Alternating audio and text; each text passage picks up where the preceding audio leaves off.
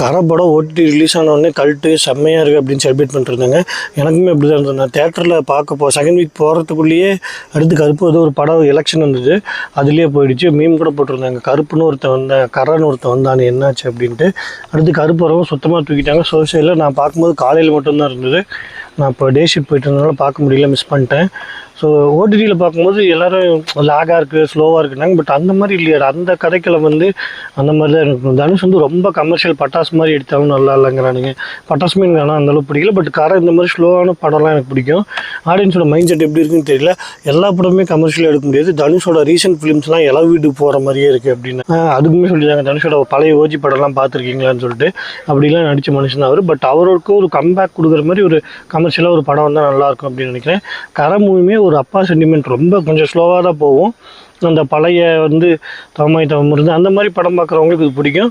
படம் பார்த்துட்டு எப்படி இருக்குன்னு கமெண்ட் செக்ஷனில்